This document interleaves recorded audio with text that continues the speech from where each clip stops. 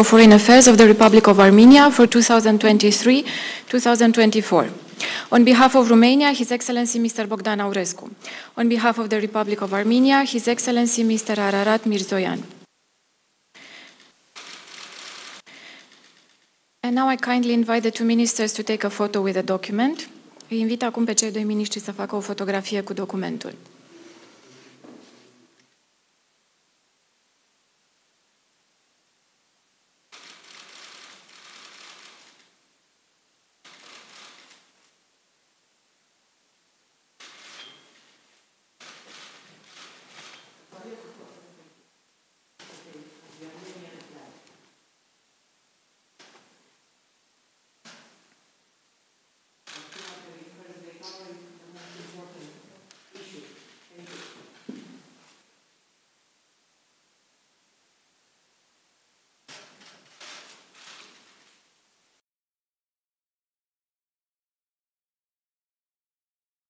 Your Excellency, Minister Aurescu, you have the floor.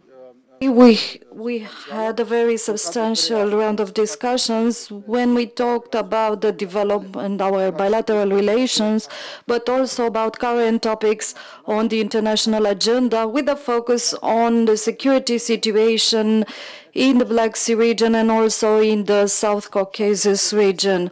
We also reviewed the status of the political dialogue between us, which is a very good one.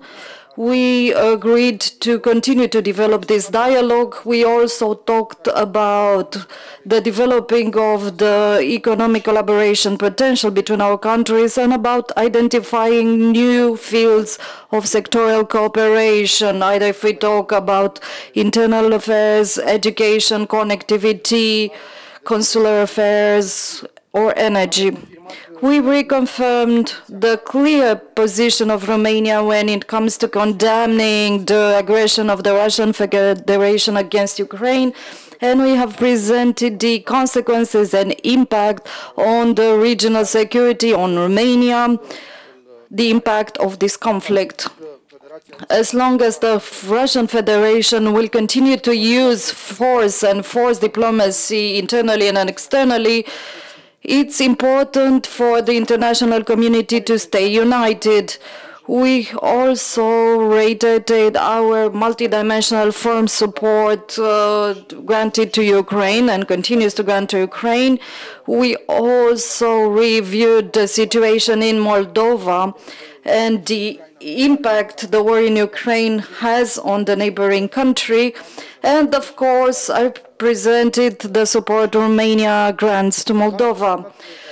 But I've also talked to my colleague about the relationship between the EU and Armenia, which is in a full development and deepening process, and we reconfirmed Romania's openness to support this process according also to the comprehensive and enhanced partnership agreement between the EU and Armenia. We also agreed, and we'll continue to discuss this because we'll have another meeting today, about the opportunities of the Eastern Partnership in developing the relationship between the EU and Armenia. I ensured my colleague of Romania full support to develop this relationship. Of course, the EU played and can play an important role in the South Caucasus, also when it comes to identifying solutions to the challenges we have to solve in our common neighborhood. This is why I focused on the contribution that the EU mission for monitoring in Armenia has. It is an idea launched after the tour in the South Caucasus in June 2021, together with my colleagues from Austria and Lithuania, and with the mandate and coordination of the High Representative for Foreign Policy, Joseph Borrell. After this meeting, after this tour, we presented the conclusion of our common meeting, and the proposal back then in 2021 was creating this UMA. I'm happy to see they're already deployed, and Romania is participating with experts in this mission. and will continue to contribute to this mission. Today, I also express the support for the mediation efforts of the President of the European Council, Charles Michel, and which had a beneficial role in solving certain issues in the relationship between Armenia and Azerbaijan.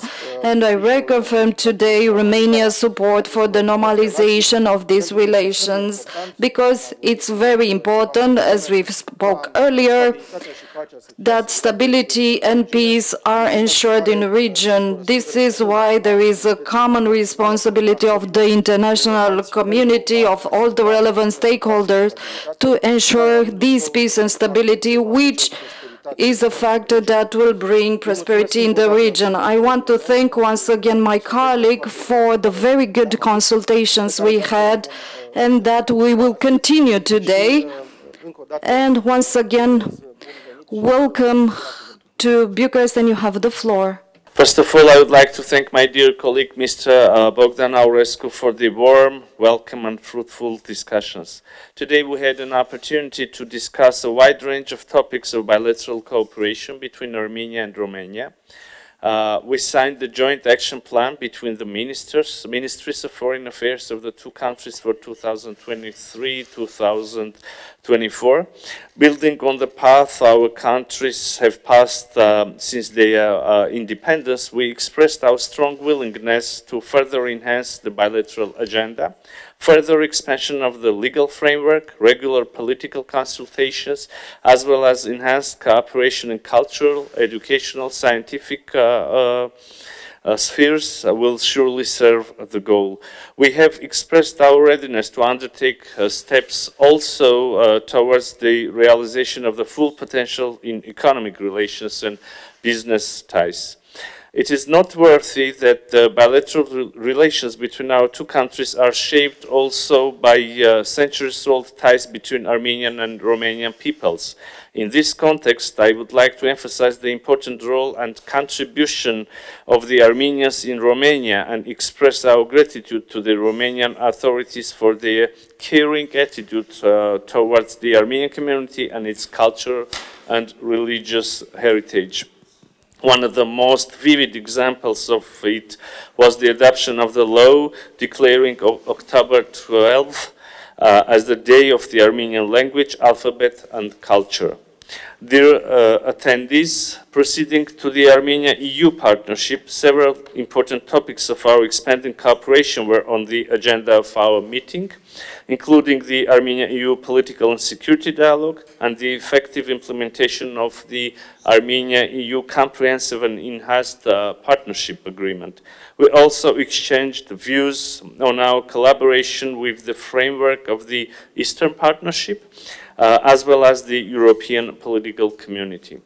I would like to emphasize that the sending of EU monitors to the Armenian side of the international border between Armenia and Azerbaijan in the immediate aftermath of the Azerbaijani aggression against Armenia in September 2022, and later the deployment of the longer-term EU civilian monitoring mission is an EU important engagement in our region.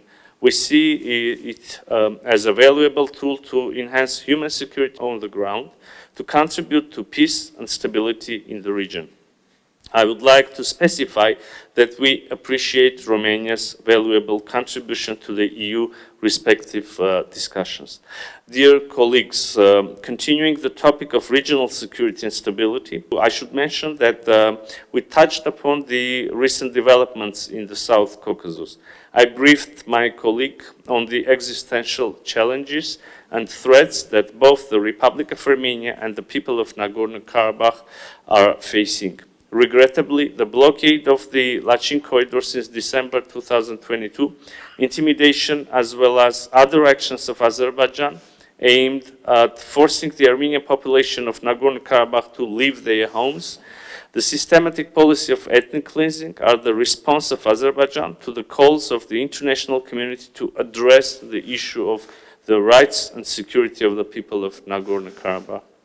Along with many targeted calls and demands of international bodies, I would like to stress the legally binding order of the International Court of Justice issued on 22nd February against Azerbaijan.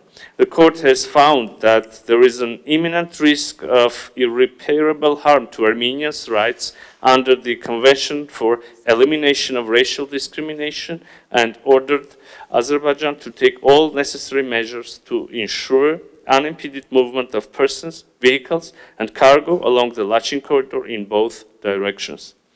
It should be mentioned that the illegal blockade of Lachin corridor is not the only blatant violation of the November 9th trilateral statement. There is almost no single provision of the statement that isn't violated by Azerbaijan, along with the continuously holding of the Armenian prisoners of war as hostages, as well as demands of an extraterritorial corridor through the sovereign territory of the Republic of Armenia. Azerbaijan fails to ensure that internally displaced persons and refugees shall return to the territory of Nagorno-Karabakh and adjacent regions under the control of the agency of the UN High Commissioner for Refugees. Furthermore, Azerbaijan continues its hate speech and warmongering rhetoric on the highest level, as well as systematic aggressive actions on the ground, and the occupation of around 150 square kilometers of the sovereign territory of the Republic of Armenia. We believe that our partners, the international community, have an important role to play by using the respective tools and mechanisms, including sending an international fact-finding mission to the Lachin corridor and Nagorno-Karabakh. Dear colleagues, Armenia has repeatedly announced its readiness for constructive dialogue with Azerbaijan in an environment free from hate speech, preconditions, and warmongering rhetoric for the sake of sustainable peace and security in the South Caucasus. Armenia has strong political will to reach peace and stability in the region, and despite all difficulties, we continue the talks with Azerbaijan in good faith. Dear Minister, thank you once again for today's sincere conversation. I am genuinely interested in continuing our dialogue to give a new impetus to widening the agenda of the relations between our two countries. Last but not least, dear Bogdan, I extend my invitation to you to visit Yerevan at your earliest convenience. Thank you. Your Excellency, thank you very much. Now we have time for 2 questions, if there are any from the media.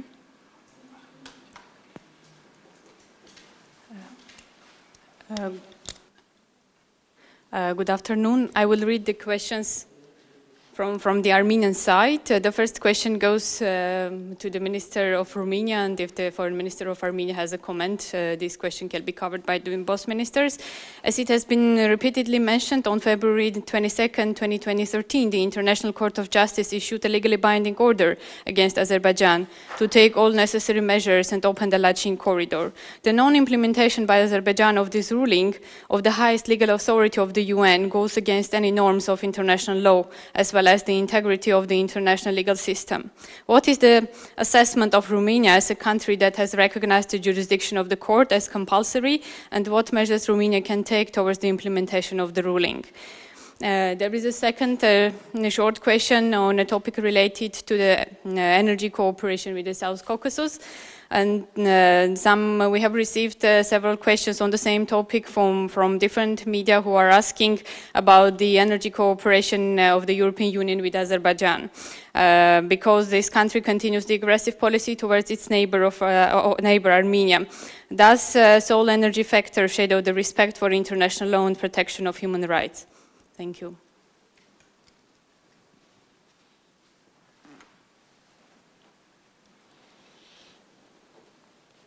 Thank you so much for the questions. I think it's Romania is one. It's very clear that Romania is one of the states which are very much supporting the International Court of Justice and international justice. As you know, the respect for international law is embodied in the concept, in the very core concept of our Romanian foreign policy. And the advantages of using the international justice are evident for us. It is not just a theoretical issue, it is just a practical conclusion, because Romania has already used the International Court of Justice in order to solve an important issue with one of our neighbors, and this was very helpful. I think it is extremely important that support for the International Court of Justice is expressed. And, of course, it is a very valuable instrument in order to solve any kind of disputes. At the same time, Romania is supporting the acceptance of the compulsory jurisdiction of the International Court of Justice. 2 years ago, I have launched an initiative at the UN level in order to promote the acceptance by states, by UN member states, of the acceptance of the compulsory jurisdiction, either by issuing a unilateral declaration, as we have done back in 2015, or by including the a reference to the jurisdiction of the International Court of Justice in compromissory clauses or in special agreements concluded between states. At the same time, Romania has intervened in the case between Ukraine and Russia before the International Court of Justice, and I will have the honor to represent Romania before the ICJ in that case as an agent. So for us, for Romania, the International Court of Justice is of great importance, and we support the use of the International Court of Justice in order for all disputes to be solved. As far as the energy cooperation is concerned, we have discussed about energy cooperation. This is a very important topic. As you know, the use of renewable sources of energy is extremely topical now, especially when we want to get rid of certain dependencies from energy sources coming from states which are not like-minded with us. So that is why I think developing together, exploring the possibilities of using renewable energy and exporting it to Europe or to any other destinations where it is needed, I think this is something that we have to continue to discuss together and to find opportunities, especially that there are European Union funds available to support such projects. As you know, we have already started a joint project of transportation of electric power from renewable sources from Azerbaijan, together with Georgia, together with Hungary. We have signed the agreement in December in Bucharest, and then we are now exploring the ways how to implement this together with the European Commission. If there are any other questions? Aș mai avea o întrebare, vă rog, dacă îmi permiteți. I have a question, if I may, for both ministers. How Romania has helped in the Nagorno-Karabakh situation? And Minister Aurescu, I would like you to answer to the next issue. How did Romania help Ukraine in terms of weapons? Because you have a BBC interview where you didn't answer clearly to this. And if I may add something, for the Romanian's accession to the Schengen area, because we know there are still discussions, what are the chances of Romania to join Schengen this year? As for the Nagorno-Karabakh situation, Romania, as I've already said in my speech, has participated in the decision-making process at EU level in terms of creating this monitoring mission at the border between Azerbaijan and Armenia in Armenia. In 2021, in June, we had a tour in the South Caucasus. We visited the 3 countries in this region, and after this tour, after this visit, we proposed a set of recommendations that resulted from the discussion we had back then. And one of the proposals referred to creating a monitoring mission of the EU at the border between Armenia and Azerbaijan, following the example of the monitoring mission in Georgia. And I'm very happy that this proposal has been implemented. So the foundation for this EU monitoring mission in Armenia is a proposal coming from Romania, and I'm very happy with that. I also want to mention here that I already talked to my colleague, and namely that the last meeting of the Foreign Affairs Council, we discussed and I proposed to my colleague to introduce on the agenda of a future meeting of the Foreign Minister Council this spring to enter also the topic of long-term conflicts like Black Sea or South Caucasus, and it's a proposal that continues the proposal from 2020 and 2021, and based on that proposal, this topic was discussed in the Lisbon meeting. It is the moment to resume this topic on the active agenda of the Council, because we think there is interest and it's the opportunity to have bigger engagement and a bigger role in the region. As for the second question, as I've said repeatedly, Romania's policy is not to mention the military support, given the need for the EU and NATO support granted to Ukraine to be as efficient as possible. As for Romania joining Schengen, at the beginning of the year, we continued in an active way our political and diplomatic actions. I've discussed with all my counterparts from the member states, EU member states that are also Schengen member states.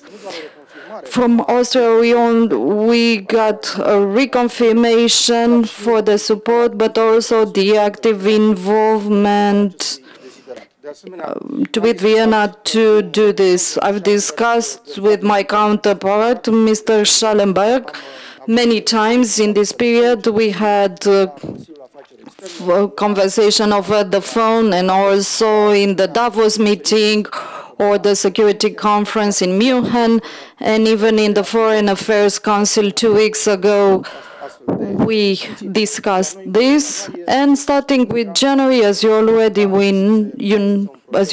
know, we agreed to have technical discussions between the Ministry of Internal Affairs, because the Austrian party proposed that, and the ministry. The dialogue between the Internal Affairs Ministry is ongoing. We negotiate a bilateral action plan that would apply the recommendation and the decision of the European Council from February about fighting illegal migration. Also, here, our ministries have agreed and launched a pilot project of best practices on the border between Romania and Serbia, also to apply the decisions of the European Council. Actually, Romania has substantially contributed to the drawing of the conclusions of the European Council, as we've contributed to the drafting and approval and implementation of the action plan for the Western Balkans. So we have diplomatic actions at all levels, but for the moment we are focusing on implementing these measures, even though Romania does not agree and does not recognize the connection Austria makes between illegal migration and the Schengen accession, given that Romania is not on the route of Western Balkan or a source of illegal migration. But we take into account the sensitivity of this topic for Austria, and we act in this direction together with the European Commission and the other member states. So our actions will continue, but we have to take into account the fact that the reason for which Austria has blocked Romania's accession to the Schengen area was an internal affair related to the elections. So Before that, it's difficult to anticipate any change in the positions, but can assure you that our actions in the Ministry of Internal Affairs and External Affairs continue to support this idea. Thank you.